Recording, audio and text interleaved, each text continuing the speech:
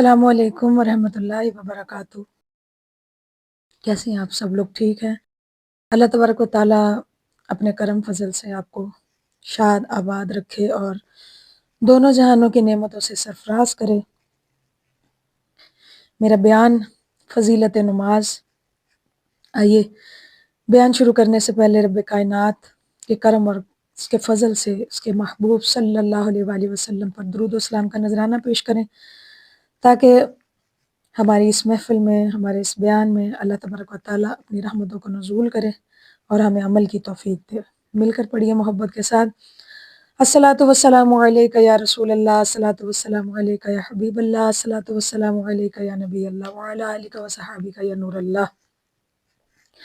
نہیں ہے جوش بلالی و حیدری تجھ میں، نہیں ہے جوش بلالی و حیدری تجھ میں، ستم ہے اپنی نمازوں پہ گر تو ناز کرے، ستم ہے اپنی نمازوں پہ گر تو ناز کرے، خودی کو چھوڑ کے محو نماز یوں ہو جا کہ خود نماز ہی تیری ادا پہ ناز کرے، خود نماز ہی تیری ادا پہ ناز کرے۔ قرآن مجید فرقان حمید سورہ بقرہ میں اللہ تبارک و تعالیٰ کا ارشاد گرامی ہے: اور نماز قائم رکھو اور زکوٰۃ دو اور رکوع کرو رکوع کرنے والوں کے ساتھ۔ حمد بے حد اس قادر مطلق کو جس نے تمام کائنات کو پیدا فرمایا اور ہمیں وَلَقَدْ كَرَّمْنَا بَنِي آدم کا شرف عطا فرمایا اور اپنے محبوب پاک صاحب لولاک علیہ الصلوۃ والسلام کا امتی بنایا۔ تمام کائنات اسی خالق وحدہ لا شریک کی حمد و ثنا پر الحمدللہ، تمام جہان اسی کے شوق و طلب میں سرگرداں ہے۔ نسیم سحر کس کی تلاش میں کو بکو رواں ہے، دریا کس کی طلب میں رواں دواں ہے، زمین و آسمان کس کی یاد میں جواں ہے، پھول نے کس کے شوق میں گریباں چاک کیا، بلبل کس کی یاد میں چہچہا رہی ہے، یہ سب اسی وحدہ لا شریک کی تسبیح و تحمید میں مصروف و مشغول ہیں اور ہمہ وقت اسی کی شان میں نغمہ خواں ہیں۔ اور جب اس کا دریائے رحمت جوش مارتا ہے تو ہزاروں گناہوں کے دفتر ایک قطرے سے دھو دیتا ہے۔ وہ خالق حقیقی جسے چاہے نواز دے، سب اسی کی طلب میں سرگرداں ہیں، ملائک اسی کی تسبیح و تقدیس میں مشغول۔ اور خیال رہے کہ کائنات کی ہر شے کو اللہ تعالیٰ نے کسی خاص مقصد کے لیے پیدا فرمایا ہے اور انسان کو خاص الخاص اپنے مقصد کے لیے پیدا فرمایا۔ ارشاد باری تعالیٰ: وما خلقت الجن والانس الا لیعبدون، اور میں نے جن و انسان کے لیے اس لیے بنائے تاکہ میری بندگی کرے، میری عبادت کرے۔ معلوم ہوا کہ انسان کی زندگی کا مقصد اللہ تبارک و تعالیٰ کی عبادت اور بندگی ہے، اور جو سرمایہ حیات اور ثمرہ نجات ہے عبادت، ذوق اولیاء اور مقصد اتقیاء ہے۔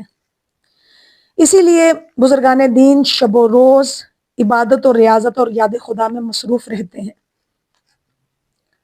اور جو اللہ تعالیٰ کو یاد کرتا ہے خداوند کریم اس کی حفاظت فرماتا ہے۔ اس پر ایک حکایت ذرا ملاحظہ فرمائیں کہ حضرت نوح علیہ السلام کے وقت میں ایک بڑھیا تھی۔ حضرت نوح علیہ السلام نے جب بحکم الہی کشتی بنانا شروع کی تو بڑھیا نے حضرت نوح علیہ السلام سے پوچھا کہ آپ یہ اتنی بڑی کشتی کیوں بنا رہے ہیں؟ آپ نے بڑھیا سے فرمایا کہ ایک بہت بڑا طوفان اور سیلاب آنے والا ہے، اس طوفان میں بغیر ان مومنین کے جو میری اس کشتی پر سوار ہوں گے اور کوئی بچ نہ سکے گا۔ بڑھیا نے عرض کی حضور جب طوفان آئے تو مجھے بھی خبر کر دیجئے گا، اپنے ساتھ کشتی پر چڑھا لیجئے گا۔ فرمایا اچھا۔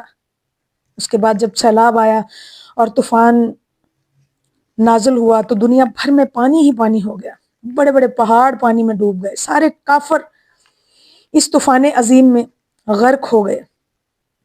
اور اس طوفان عظیم میں حضرت نوح علیہ السلام کی ہی ایک کشتی محفوظ تھی، جو مومن اس پر سوار تھے وہی بچ سکے، دوسرا کوئی نہ بچ سکا۔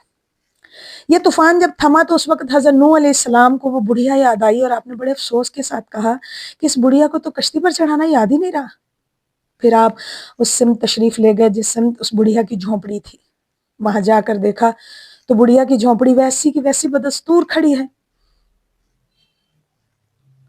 آپ بڑے حیران ہوئے، اتنے طوفان میں اس جھونپڑی کو تو پانی کی بوند نے بھی نہیں چھوا۔ آپ اندر تشریف لے گئے تو کیا دیکھا کہ بڑھیا بیٹھی ہے۔ بڑھیا نے حضرت نوح علیہ السلام کو دیکھا تو بولی، کیوں حضور، کیا طوفان آنے کا وقت آ گیا ہے اور آپ مجھے کشتی پر سوار کرنے کے لیے تشریف لائے؟ حضرت نوح علیہ السلام نے فرمایا، بڑی بھی یہ تم کیا کہہ رہی ہو، طوفان تو آ بھی چکا اور دنیا بھر کو غرق کر کے چلا بھی گیا۔ بڑھیا حیران رہ گئی اور بولی، اللہ کے پیغمبر، مجھے تو پتہ ہی نہیں چلا کہ طوفان کب آیا اور کب گیا۔ حضرت نوح علیہ السلام نے فرمایا، میں جان گیا کہ تو بغیر کشتی کے سوار ہونے کے بھی اللہ تعالیٰ کی حفاظت میں ہی رہی، اور اللہ تعالیٰ نے تجھے کشتی کے بغیر ہی بچا لیا۔ معلوم ہوا کہ جو اللہ تعالیٰ کو نہیں بھولتا، خدا تعالیٰ اس کی حفاظت فرماتا ہے۔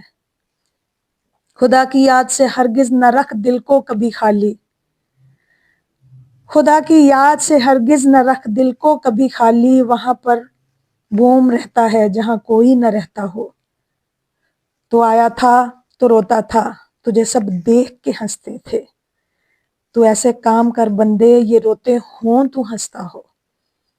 کائنات کی ہر چیز اللہ تعالیٰ کی تسبیح کرتی ہے، ارشاد باری تعالیٰ ہے، اور کوئی چیز نہیں جو اس کی تعریف نہ کرتی ہو۔ معلوم ہوا جو چیز جس حال میں بھی ہے، اسی حال میں اللہ تعالیٰ کی عبادت کر رہی ہے۔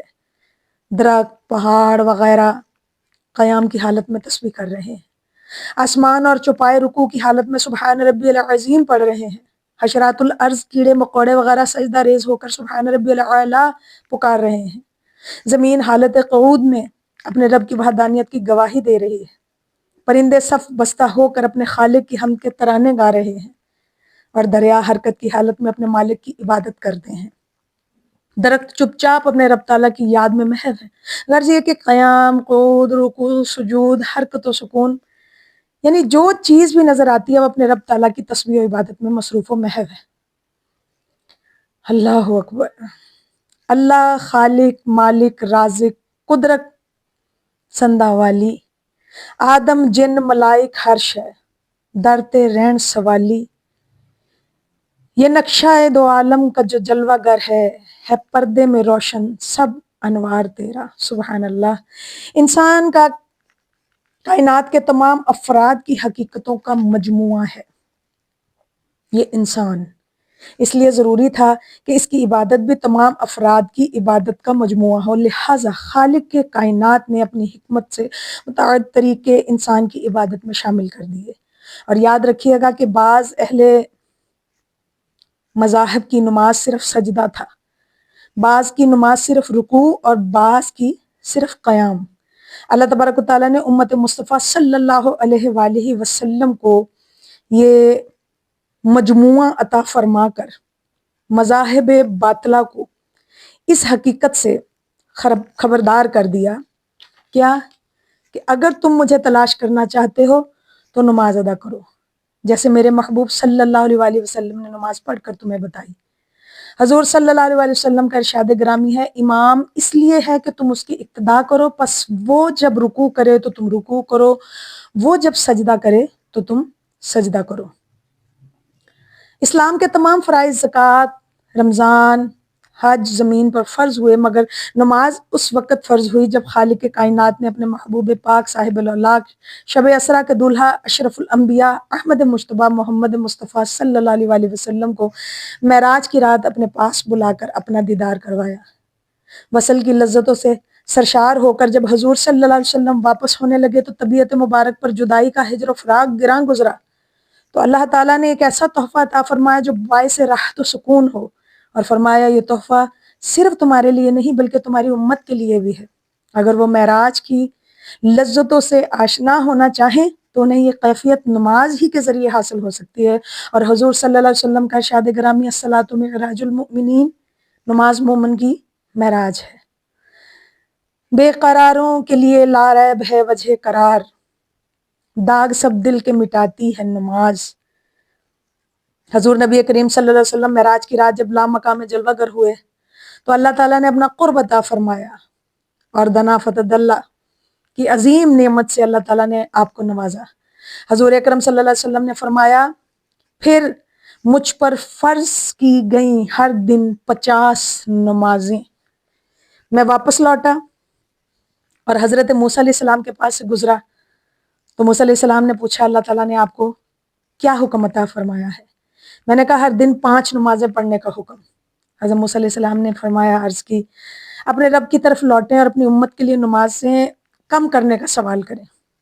میں اللہ کی بارگاہ میں لوٹا تو اللہ تعالیٰ نے 10 نمازیں، بعض روایت میں ہے 5 نمازیں کم کر دی، یہاں تک کہ میں بار بار اللہ رب العزت کی بارگاہ میں حاضر ہوا، اور بعض روایت میں ہے کہ آپ 9 بار تشریف لے گئے۔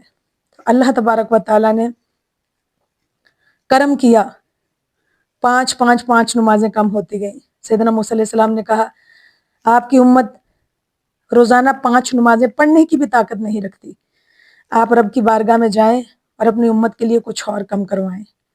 تو میں نے کہا اللہ تعالیٰ سے سوال کیا اور رب کائنات نے مجھے خالی نہیں موڑا، اب مجھے حیا آتی ہے، میں اس پر راضی ہوں۔ اللہ اکبر، 50 سے 5 رہ گئیں۔ اس حدیث پاک سے معلوم ہوا کہ انبیاء کرام علیہ السلام کو اللہ تعالیٰ کی عطا سے علم غیب ہوتا ہے، اسی لیے تو موسیٰ علیہ السلام نے فرمایا کہ آپ کی امت 50 نمازیں پڑھنے کی استطاعت نہیں رکھتی۔ انبیاء کرام علیہ السلام زندہ ہیں، ہمیشہ زندہ رہتے ہیں، اسی لیے حضرت موسیٰ علیہ السلام نے امت مصطفیٰ صلی اللہ علیہ وآلہ وسلم کا وسیلہ بن کر 50 سے 5 کروائیں، اور جس طرح انبیاء کرام علیہ السلام دنیا میں وسیلہ تھے، اسی طرح دنیا سے جانے کے بعد بھی وسیلہ بنتے ہیں۔ اللہ تعالیٰ انبیاء کرام اور اولیاء کرام کے وسیلہ جلیلہ سے سعادت دارین نصیب فرمائے، آمین۔ نماز۔ حضرت ابو ہریرہ رضی اللہ تعالیٰ عنہ نبی اکرم صلی اللہ علیہ وآلہ وسلم سے نقل فرماتے ہیں کہ آپ صلی اللہ علیہ وسلم نے ایک دن ارشاد فرمایا، بتاؤ اگر کسی شخص کے دروازے پر ایک نہر جاری ہو جس میں وہ 5 مرتبہ روزانہ غسل کرتا ہو، اس کے بدن پر کچھ میل کچیل باقی رہ جائے گا؟